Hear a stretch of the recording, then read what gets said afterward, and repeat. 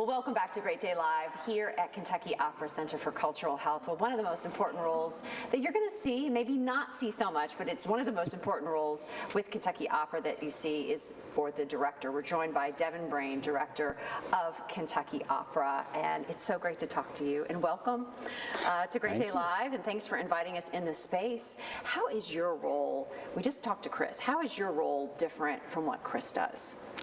Chris oversees the production overall. He's the producing director for the company, so he oversees all the shows, whereas I'm responsible for all his comm itself. I see myself as sort of one of the lead storytellers. Any given show can be done 1,000 different ways. I help lead the artists that Chris and Barbara have put together in how we're going to tell this story in this room. Well, tell us about this story and how you plan to tell it in this room. The story is remarkable. In the winter of 1914, basically the first winter when the British had created the sort of trench warfare with the Germans, a group of soldiers decided that after months of war that they were going to call an impromptu truce against the orders of their officers. They walked into no man's land from both sides and had a moment of celebration of each other's humanity before they dove back into a rather long and extended and bloody war. And broke out into song.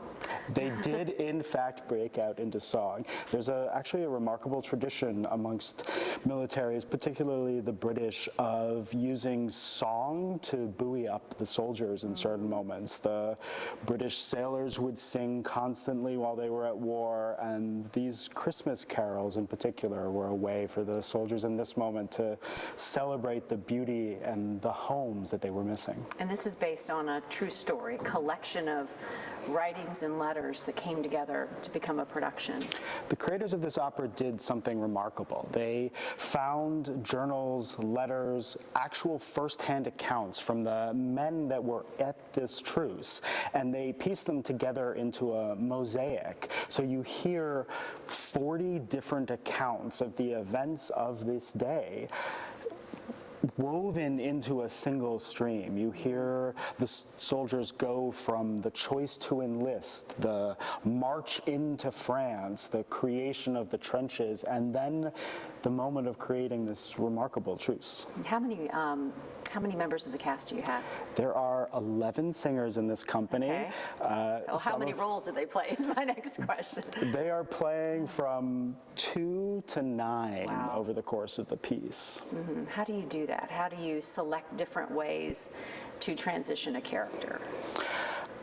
The running joke has been this is a show about hats. Is that right? There are a lot of small costume changes, but those are actually a very small part of what these performers are doing.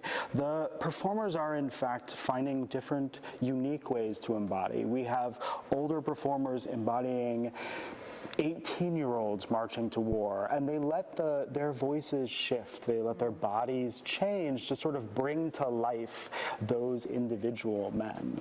Those little small nuances that can convey so much. What do you take away from this story? What is your personal connection to it? My great-grandfather, both my great-grandfathers did fight in this war, and in fact, my mother's grandfather, yes, my mother's grandfather was fighting in the British Army in those trenches. The thing I find remarkable the moment I read this is that it's a story of such courage. Not only did these men volunteer to go to war, to fight, as they saw it, save the Western world, in the midst of that, in the midst of the carnage of the trenches, they also had the courage to stop. They had the courage to say, in this moment, I'm going to acknowledge the humanity of not just the man next to me, but the man on the other side of the trench. And I cannot conceive of the duality of that courage. It is breathtaking. And it's such an intimate story in so many ways, it must be perfect to do it in this kind of a space. It would feel lost in a big traditional theater. I think a big traditional theater could do a very different version of it, but what I love about what Barbara, Chris, and Kentucky Opera have created in this room is the ability to change it. We, for this show, have chosen a three-quarter thrust configuration. Most theaters are, the audience sits on one side, the cast is on the other, they sort of look at each other, but from a distance, separation. In this, the audience is in a loop around the performers. They can see each other as much as they can see the performers. There's a real sense of we are all in this room together telling this story. The singers will look directly at the singers will look directly at the audience. They will be within a foot or two of the audience in certain moments. They will shift through this entire room so that it is an ever-changing environment. So when you come, get ready to be this close. It'll feel very different because you are that close to all of the performers. You will feel like you are in the world with them. Yeah.